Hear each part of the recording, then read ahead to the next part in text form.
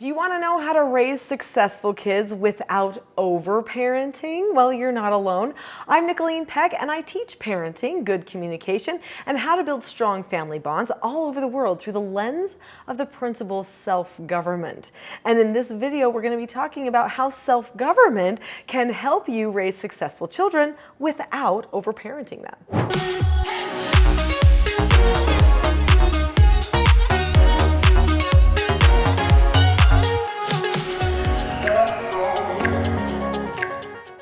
In this video, we're going to be talking about what it looks like to be a successful kid, right? Or successful child. And then we're going to talk about key components that you can put into place in your home so that you don't have to micromanage or overparent your children, but they will still decide to make the successful steps that will bring them the greatest amount of joy and happiness.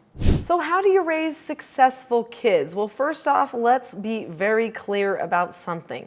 Our goal as parents is not kids. Our goal is adults. Aren't we raising a certain type of an adult? Isn't that what we're hoping for?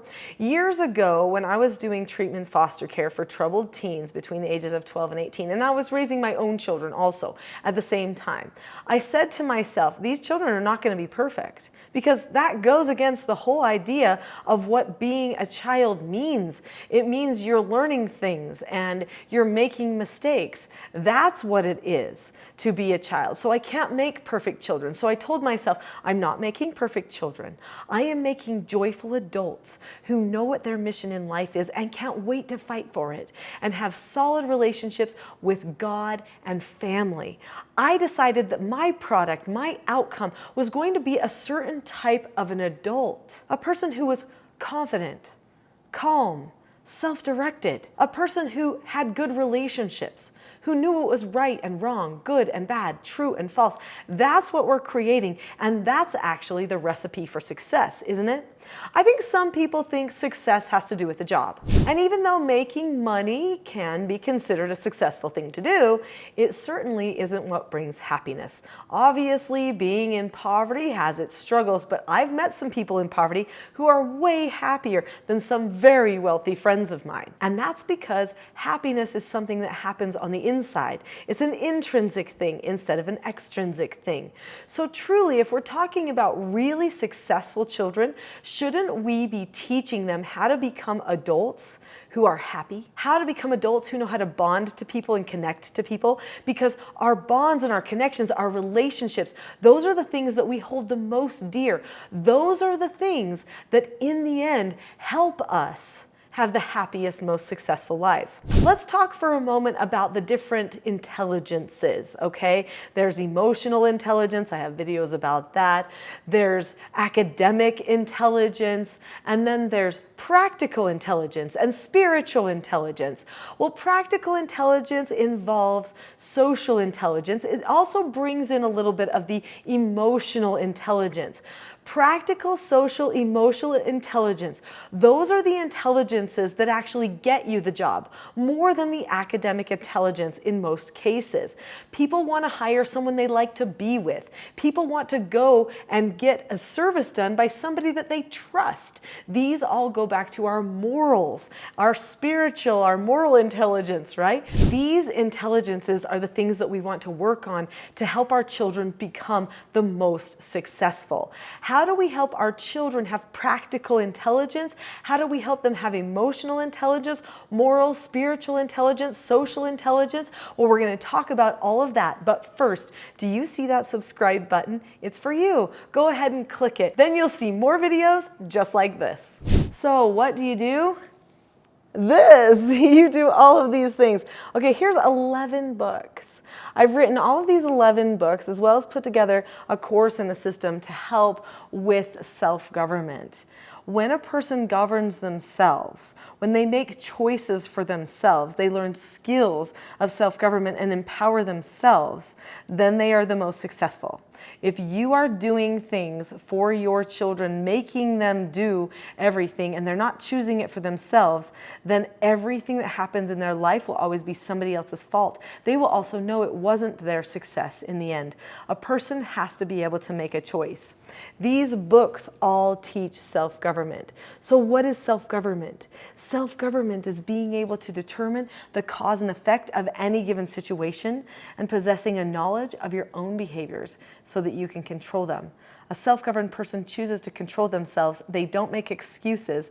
They make plans instead. So let's talk about some of the things contained in these books. The main piece of that whole stack, the piece that holds them all together, is this book here, Parenting a House United.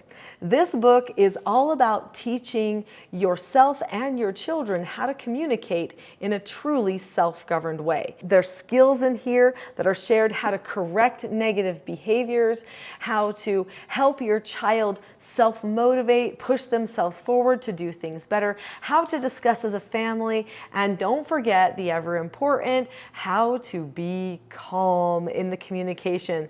That is so important. If a family can be calm, then they will most likely be more successful than the other people around them. In fact, at the end of this video, I'm going to be sharing with you a free gift to help you with your calmness, so stay tuned for that. In the Parenting a House United book, we teach 4 basic skills for parents and children, and these children's books also teach those 4 basic skills. The 4 basic skills are following instructions, accepting no answers and criticism, accepting consequences, and disagreeing appropriately.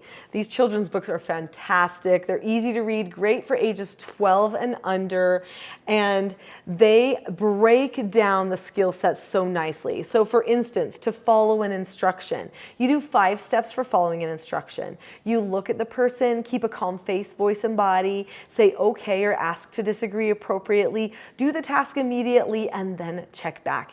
Each one of these skills has a skill set. When a person learns all 4 of these skill sets, that takes care of 99% of their behavioral problems. When you can break down the skills into those individual steps, that makes them easier to fix. It also makes it so corrections don't seem like such a big deal. We're getting some of it right, but we're just missing a little bit. It helps the person be able to notice where they still need to improve.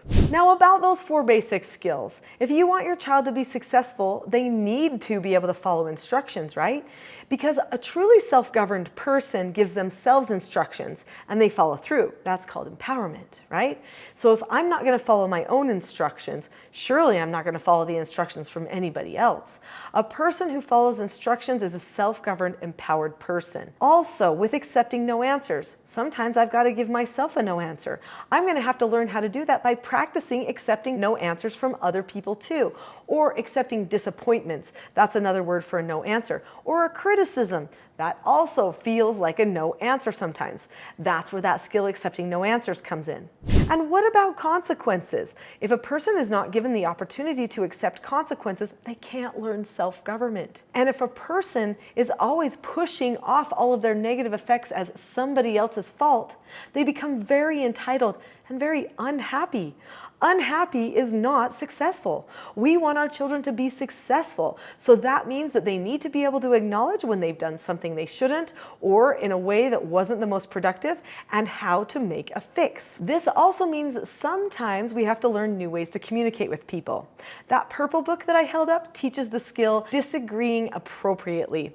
The disagreeing appropriately skill is a power skill. It helps people know how to solve their problems with others without getting in a fight or getting too emotional. When a person does the disagree appropriately skill, they seek to understand others and then seek for others to understand them. They do it all in calmness and show respect and good character as they're having good discussions about whatever issue they might need to talk about. Speaking of effective skills, the skills that you teach your children like corrections, pre-teaching, praising, intensive teaching, parent counseling sessions, these are going to be skills that they can use on themselves as well as with their children one day. What is your real definition of a successful adult? Isn't it a person who loves life, who wants to have a family just like you did, who wants to have your life That's successful, right? That's what I wanted for my children. So I made sure that we always had deliberate conversations, as well as teaching them all of the parent skills that they would need for success too. So what about those conversations? Here are 4 journals that are part of the Teaching Self-Government system. These 4 journals each teach different things. This one, the Family Meeting Journal, teaches how to do an effective family meeting. When you discuss as a family, then you are able to solve your problems more successfully. I'll tell you what, there are a ton of people who don't know how to run an effective meeting, and the people that do are so appreciated, and they are put in leadership positions more often. This book here, a mentoring journal, this teaches them to solve their own problems by making goals and commitments to themselves and to you. This right here is really key in solving problems. Learning SOTA's exercises, it's a problem-solving exercise that helps develop the prefrontal cortex and teaches them why they might be falling into certain traps. Then this one. Now, they're probably not going to engage in this meeting, but you need to set the example. The Couples Meeting Journal. In your relationship with your partner, make sure that you are having good couples meetings. Show your children that success means happiness in that couple relationship. It's so important for them to see function and happiness there. Because if there is one thing historically that has led to happiness, it's good relationships, love, and bonding. From the very beginning, our children are bonding with us, and that attachment that forms is the attachment that makes all of the other teaching possible. Well, we don't want the attachment to stop with us. We want them to form attachment with their children and their spouses and the people that they work with. That means they need the skills for communication, and they need the honesty that comes with self-government. Now, one of the biggest things that a person can learn to be successful is how to keep themselves calm. I could go into a lot of detail about calmness, but what I'm going to do is even better. I'm going to give you a free gift, which is my Calm Parenting Toolkit. If you go to the link in the description below this video, I think it's the top link, it says teachselfgov.com/toolkit, you will be able to get my Calm Parenting Toolkit for free. So click on the link to the toolkit now. I'll see you there.